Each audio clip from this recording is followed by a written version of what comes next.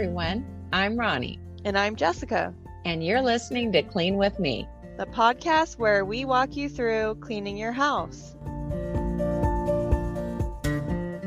Hey, everybody. So today, Jessica here. It's my turn to do a deep clean. We're going to do living areas today. If you only have one like me, then we're going to focus on entryway and living room, and we're going to do a really deep clean of the living area. And if you have multiple, then we're going to focus on the one that needs the most deep cleaning, or you could do both if they're not too bad, or you can listen twice if you have two major living areas. So I want to get right into it. If you're new here, what we do is we walk you through cleaning the house step by step. Our titles are pretty detailed. They tell you what room we cover or if we cover a whole house. Just check out any of our titles. We have a plethora of episodes for you. So many episodes. We've got 3.5 years full of episodes that are great. I would prefer you listen to the more recent ones because they're better quality. We finally got the hang of it. We have better equipment now, stuff like that. But moving on, what I like to do, and for those of you that are veterans here and you listen all the time, I like to get ready for the day. It just helps me be more productive. And I focused a lot in my last few episodes of getting back on track, falling behind, and the struggles of just getting behind on your housework and stuff, because I was really struggling over the summer. And I need routine. And I guess I realized about myself this summer is I had not a good routine going. So next summer I'm going to do things very differently, but school started yesterday and my kids are in school. My little one is in school for a few hours, but still it's making me get them to bed a certain time. We do our night routine. I'm able to clean the house once they're asleep because they're going to sleep earlier, and I just have so much more time to actually do the things I need to do because I have to be on a schedule. And I am a person that kind of has trouble self-motivating. So when I have something like a school time that I have to be at or a work schedule, my work schedule is pretty lenient because I don't work that many days a week and I start kind of late. So that wasn't really helping me stay on track, but this early in the morning school time has really helped me. It's only been 2 days and I'm already just cleaning better. I'm more productive and I've seen a big change. So definitely realize that about myself, is that I need the structure. So if you're in a situation where you don't have kids going to school and you're kind of in a slump like I was and you just cannot get out of it and you're finding yourself letting your house get completely trashed out for 3 days and then having to do a couple of days of a recovery where you're deep cleaning the whole house because it's so, wrecked from the days that you didn't do anything like I was, I highly recommend you just slowly getting on a routine schedule, whether you have to write it down, set timers, there's apps for it, whatever works for you personally. If you struggle the same way I do, I would highly recommend that. Some people are really good self-motivators and you don't have that problem, and just listening to the podcast, you can stay on track and clean the house. So this is just, if you find yourself relating to me in the last few podcasts about struggling in that way, definitely get yourself on a schedule if you don't have little kids in school.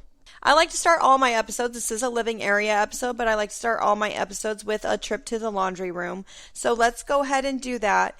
And if you don't have anything in your living areas that need to be washed, if you want to just throw a load of laundry in and get the machines running, that's always good to do.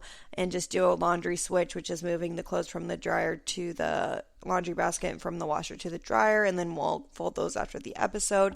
But I have throw pillows and blankets that match my decor in my house that I like to cuddle up with when I watch TV or fold laundry, and they need to be cleaned when I deep clean my living area. So today I am doing a deep clean, so I'm going to go ahead and throw my blankets in the washer. I have recently washed my throw pillows, so they don't need to be washed. I don't want to overwash them, but I will do a spot clean on them because depending on the quality of throw pillows, which mine are not good quality, I get them from like Five Below and stuff like that.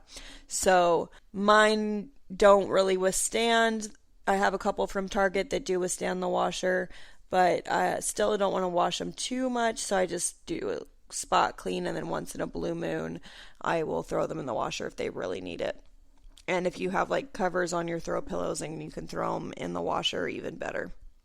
So just go ahead and do that. Do a load of laundry. And like I said, anything in the living area that needs to be washed, you could do that. And once you guys are done with that, we're going to get down to the nitty gritty of the living areas. So think as I've used this before many a time, me and my mother. I want you guys to think of yourselves as a visitor in your home. And as you're opening your front doors, what do you see? What's just glaring at you? First, I want to declutter. So we're going to get the main clutter out of the living area first. So we're going to do our normal pickup. Anything that's out of place. You have toys, miscellaneous stuff on surfaces. Maybe you have things on tables, countertops. We're just going to declutter, okay? So any clutter, I want you to just fly to the bumblebee, go as fast as you can, and put things where they go. And if you're coming across stuff, like I keep a small toy box in my living room, and I have not gone through that in a while. So that's going to be part of my living room deep clean, and that's what I'm going to focus on because I have such a tiny living area. I'm going to be going through that toy box because there's definitely a lot of toys that need to be donated that they don't play with anymore that are for babies. So my kids are ever growing, changing. Their things they play with are changing. Their grandparents give them toys. I'm blessed in the fact that a lot of people give me, their hand-me-down toys. But how many ride-on toys does one need? When people give you new things, it's good to get rid of old things. And that is something really good to live by so your house doesn't get too cluttered, is when people give you things or you buy new things, it's good to get rid of the old things. In with the new, out with the old, right? So just be, decluttering and just picking up the bulk of the mess in your living area. If you have stuff on the couch, maybe I'm looking at my couch right now and I have some towels that I hadn't folded from the night before and a couple blankets that I had took out of the washer that I just threw on the couch. So that would be part of the decluttering. I'm trying to get everything out of the living area that doesn't need to be. So I would fold those and put those away really quick. If it's a lot of stuff, just put it in a laundry basket and set it aside. And we'll do that after the episode. But just little things like that. I'm looking at my island. I have a shelf in my living area that you can see directly from my couch. I have a very small little house. I have this ledge where it tends to accumulate stuff, and I like to keep a couple of framed photos there to deter people from leaving things there. But right now, as I'm looking at it, I still have young children, and I still throw stuff on there when I'm in a hurry. I'm seeing random kid headphones that they needed for school. A shoe is on. I don't know why a shoe is on my countertop, but it is a single shoe. Oh yeah, I brought it in from the car. So why did I set that on my countertop? Because I'm lazy. Just things like that, just random stuff. I see some cleaning supplies, which we're going to gather up cleaning supplies after we're done with the declutter for that portion. But right now I just want to focus on decluttering. Also, I have a little play area for the kids next to the toy box. I have a little cute kitchen I got from IKEA for the children, and sometimes they will put all kinds of miscellaneous just junk in there. So I need to go in there and take stuff out and declutter that and put the actual food toys that belong in there and just kind of organize that. Just, this is personal to me, but just be looking in your space, and anything we call them hot spots. Dining room tables that just have miscellaneous stuff that we're putting on the table, end tables that you're putting stuff in, even drawers. Let's say you don't have a whole lot of clutter. Maybe you don't have small children. You don't have a whole lot of clutter in your living area. You more need to deep clean and do that kind of stuff.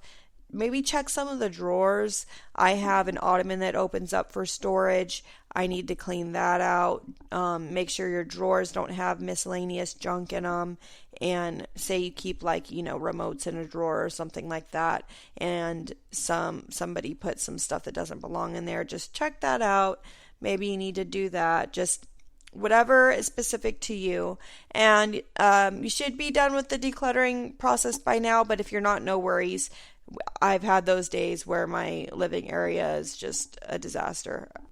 One more thing, once you've gotten the bulk of the decluttering and stuff, I want you guys to go underneath your couch, and if you cannot physically move the couch, do not hurt yourself. Get a broom and just kind of sweep everything out from underneath your couch. If you don't have a couch that is flush with the floor, sweep everything out. And you might be thinking like, I don't want to do that. I don't even want to know what's under the couch. I'm just trying to quickly clean. I promise you, I always have the most terrible things underneath my couch, and because I still have small kids, and it only takes me 10 minutes to clean at the very most. It's usually just trash. So I will do a quick sweep, get everything out from underneath there, and just put away anything that's not junk, and then sweep up anything that is. And so once we're done with that and we've got the bulk of everything picked up, now we're ready to do the deep clean and the wiping down. So I want you guys to gather up your supplies. And I talked about this in my last episode when I did the bathroom. I like to have a cleaning caddy. They have them real cheap at Dollar Tree. You can get them for real cheap. Just a little plastic container where you can carry like your supplies. It just keeps everything together so you're not running back and forth, having to waste time getting supplies. Just gather all the stuff you're going to need to clean your living area space, whether that be carpet. Something that I really like is it's like a Resolve carpet cleaner, but it works for upholstery too, and it has a head on it that is a tool for cleaning. Like it's got little bristles on it, and then you push a button and it dispenses the foam onto this little brush or whatever. That's really handy, and when I have the money and have it on hand, I usually put that in my caddy. If not, a wet rag and just some carpet cleaner or upholstery cleaner will do just fine. I like to have that on hand, especially if you have carpet or a cloth couch, and I don't have either of those right now, but I do have couch cushions and an ottoman that is velvet material that need to be spot cleaned. So I put that in my arsenal. I also like to have disinfecting wipes because I like to wet dust. If you do prefer dry dusting, just get a duster, and I would prefer and anything to wipe down. So whatever chemicals you like to wipe down with, and whatever rags you clean with, or disinfecting wipes. I just like having the generic lemon scented disinfecting wipes, and I like having my carpet cleaner and upholstery cleaner and wet rags and a dry rag. And I'll put that in my little caddy, and if you don't have one, no worries, just gather all that stuff, set it on a surface, and let's go to town. So we're going to work from the top to the bottom, and what I mean by that is if you have a ceiling fan that needs to be dusted, mine definitely needs to be dusted.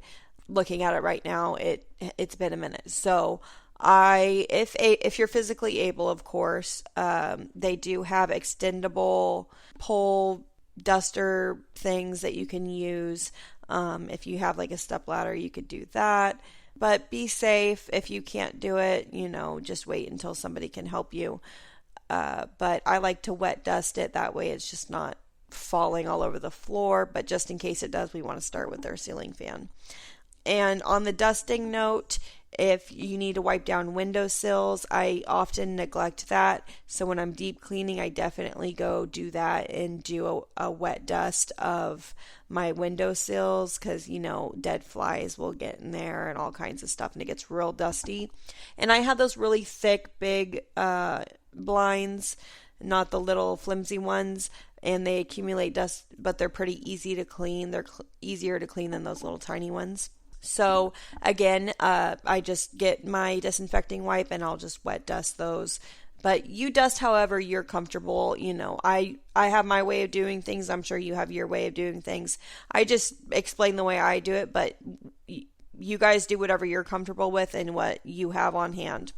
I also like to light a candle and open windows once I'm done cleaning blinds. That way I can see what I'm cleaning and what I'm doing. And just the smell of a nice burning candle or Scentsy or whatever you have on hand, it just really just makes the house smell clean and nice, and it motivates me. So I like to do that. So moving on, you might find some dead flies. I definitely did. Some little bugs, cobwebs maybe. If you have some cobwebs, I definitely have a few cobwebs floating around in the corners of my house. So I'm just going to dust those really quickly, get those dusted, get some Windex and spray my windows of my living area once I'm done cleaning the blinds, which sometimes it takes a minute to clean the blinds. So if you need to pause, rewind, whatever to finish that. If I'm going too fast for you, no worries. You can always re-listen, pause, if you need to finish a task, or you could re-listen to another living area episode as you clean, whatever you prefer to do. And so when I'm done with that, of course, I'll clean the windows. And this is deep cleaning. This isn't like an everyday thing. It maybe, it's been a minute since I've cleaned the windows. Preferably, I would do this once a week, a real good deep clean of your living room. It just depends on your family size, really, because if things are getting super dirty, super sticky really fast, like in my house, I might have to do it a little more often than you. But if you're in the same boat as me, you got a lot of things going on, not a lot of space, or maybe you have a lot of space and a lot of kids and a lot of commotion, maybe you do need to do this a lot. So it's just, family based. And for the TV, don't if you have a TV, don't spray directly on the TV. Just use a rag or a dry microfiber cloth, and if you want to spray something on it, you can spray something on the cloth, not directly on the TV, and then wipe that down. I have a glass TV stand, so I like to wipe that down, and I'll just move my knickknacks off of it, wipe it down, and then replace the knickknacks. If those need to be dusted, I'll do that. And then I have my kids' eating areas in the living room, because I have these little desks for them in the living room, so I wipe that down. Just any surface that needs to be wiped down, wipe down. Obviously, these are specific to me. If you have a dining room table, that if that's part of your living area, some people's living areas are connected to your dining room, and you want to go ahead and tackle that as well, you can do that and wipe down your dining room table. But that would be the equivalent of my little desks, so I would wipe that down. Just any surfaces that need to be wiped down, wipe it down. They should be cleared off by now. I have a leather couch, so while I'm wiping down, I'm going to get my stuff that I use to wipe down my leather couch, and I'm going to wipe that down. If you have a cloth couch, just spot clean. Now would be the time to spot clean. And I have a hand vacuum. I get in the cushions and I vacuum out all the crumbs. If you can remove your cushions, that is ideal. Remove them, and let's go ahead. And I know it's scary if you have young children, what could be underneath those cushions, but we got to do it. We have to do it when we're doing our deep clean, okay? So let's go ahead and take the cushions off if you can, if it's that kind of couch. And let's do a quick vacuum underneath the couch. If there's not much and just a couple crumbs, and let's say you have, I have tile. If you have tile or wood floor or something and you just want to brush it off with a broom or something, you could do that. Or you can vacuum it. I have this handy dandy hand vacuum that I use for everything. So I would vacuum with that, get all the edges, get that nice and clean. And then I would spot clean with something that is used for leather. But if you have a cloth couch, just use that carpet cleaner and a wet rag and do a spot clean. And remember at the beginning of the episode when we started our laundry, if you need to I used to have a couch that I could literally take off all of the covers for it. And when it would get super, super bad, and just dingy looking, we would wash it, and we kind of overwashed it and it ended up breaking. So don't do that. It's best to spot clean, but if your couch needs an overhaul and it does have the option of taking off the cover, or maybe you have a couch cover, throw that in the wash. But if not, just do a quick spot clean with your upholstery cleaner or carpet cleaner. Works well with that. And let's get your couch ready back to its former glory. Once you've vacuumed, wiped down, it's clean underneath, it's all nice and pretty and back to how it's supposed to look. Get your throw pillows, make it look nice and cute. It's usually the focal point of the room, so we want our couch to look nice. And it just once you got the clutter out of the way, the couch is looking nice, you're starting to get motivated, the house is starting to look better already. It's a good feeling. So if your throw blankets are in the washer, don't worry about them. Take them out when they're done and, fix them up then. But if you didn't need to wash them, you can set those up nice and pretty and just make everything look nice. I also have a cloth rocking chair, so I spot clean that as well. And I talked about my ottoman, so I would spot clean that with upholstery. If you have carpet and you want to do a spot clean before we do our deep clean of the floor, do that at this time. If your baseboards are really crazy and say you have a long hallway, my mom has a long hallway that is included in her outer area, maybe you need to do the baseboards. If your baseboards are getting really bad, you can use dryer sheets to clean baseboards, or just a wet rag or disinfecting wipes, whatever, to kind of wet dust those. They need to be cleaned every once in a while. If you have any mirrors, I have a big mirror in my living area, get some Windex and clean that off. I have double doors in my living room that are glass, so I will get some Windex and wipe those down. If you see any scuff marks on the walls, I cannot stress this enough. If you have pets or small children, definitely keep some magic erasers on hand. If you don't have that, no worries. Just get a wet rag and some water and soap or a disinfecting wipe, something that's not going to affect the paint or strip the paint. Don't use any harsh chemicals, and just spot clean your walls. If you have any sticky fingerprints on your walls that need to be wiped down, do that at this time as well. I would wipe down my kids' toys. If I'm feeling a little extra, you want to sanitize their toys. I'll admit I don't really do that, but if you are about that life, then if that's something you regularly do, I would do that right now. If you have some toys in the living area like I do, some people don't like to have all that in the playroom. I just don't have a playroom or anything like that, so that's why I have a little toy box in the living room. And no worries, if this is your first time listening and you're thinking, I don't have kids, like this girl keeps talking about kids.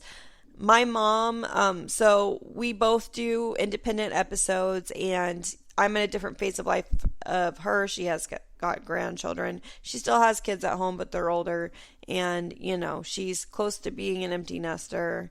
Well, I don't know. They have 8 kids, so they're never going to be empty nesters because they're always going to have grandkids and stuff. But she is in a different phase of life and stuff. So if I'm not for you and maybe you're like not relating to me or whatever, just listen to one of my mom's episodes. And, she's got a different take on things. We're similar. It's still the same setup, same style, just different voice.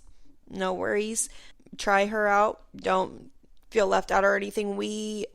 I'm very inclusive, and so is my mom when we're doing our podcasts.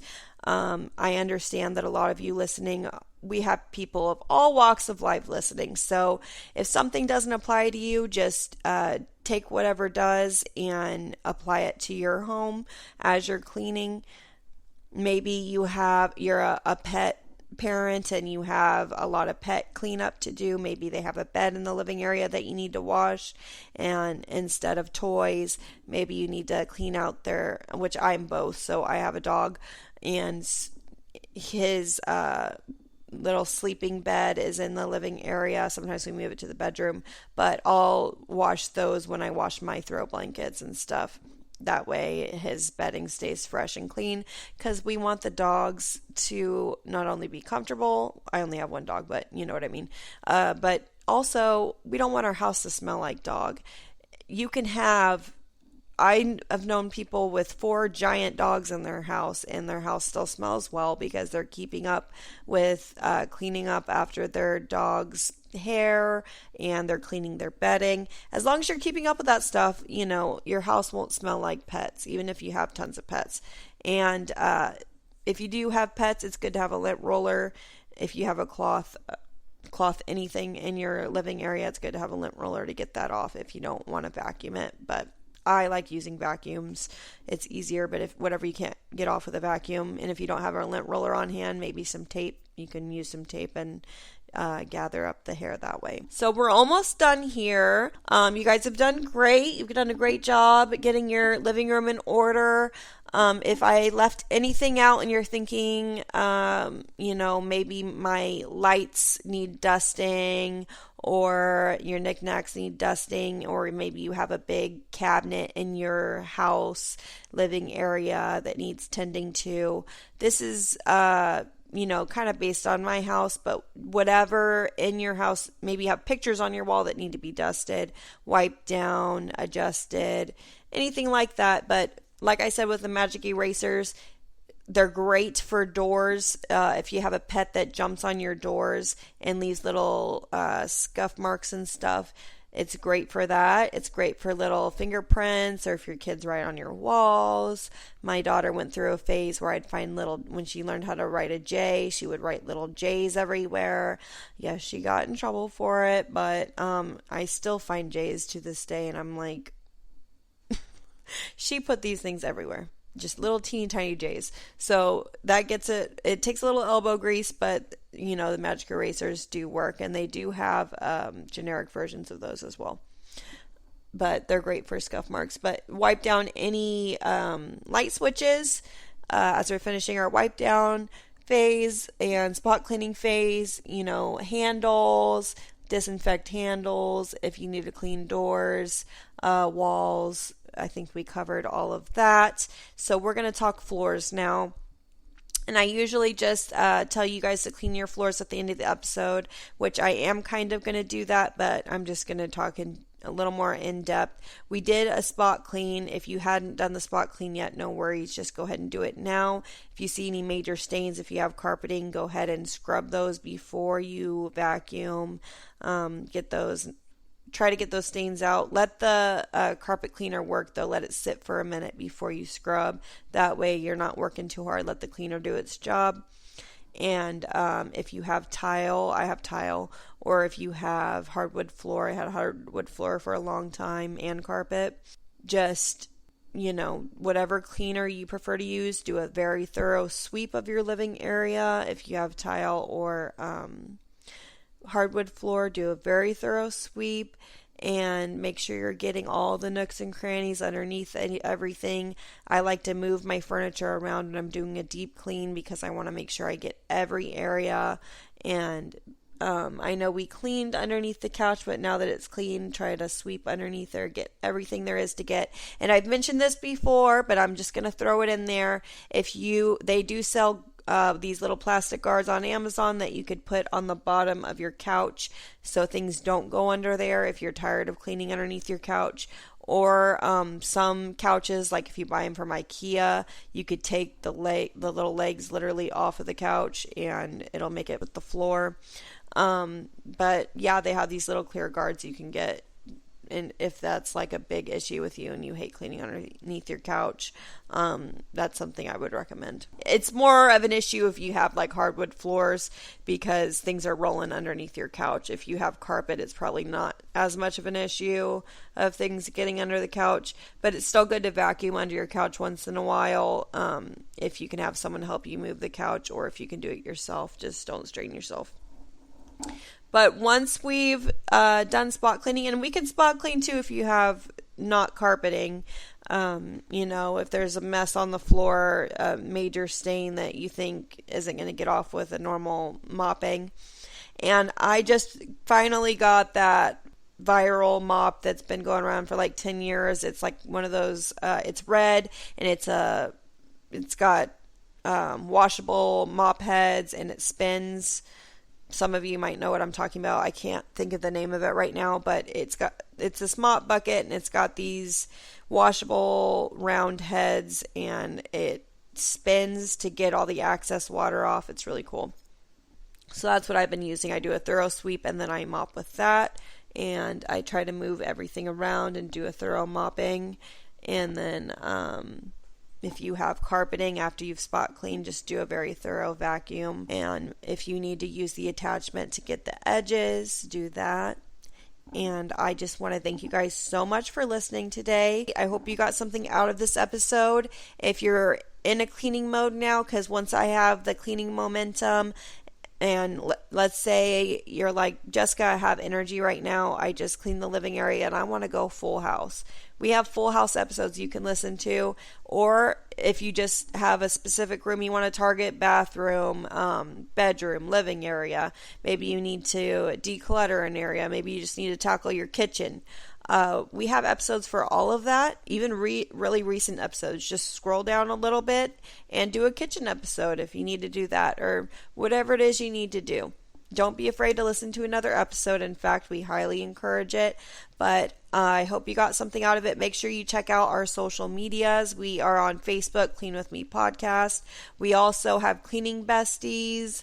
It's a subscription service where we get a little bit more personal, and we do an extra few, I believe it's like 4 episodes a month. It's a lot of extra content, and if you are on Patreon and you support us in that way, or you want to support us in that way, the extra Cleaning Bestie episodes are also on Patreon. So, I just want to thank you guys. All that stuff's optional, of course. Thank you for listening. Like I said, if you still have momentum, continue to clean, and listen to another episode. But as always, I hope you guys will tune in for next Monday's episode, or maybe subscribe to the Apple subscription and listen to a Cleaning Besties. And as always, happy cleaning, guys!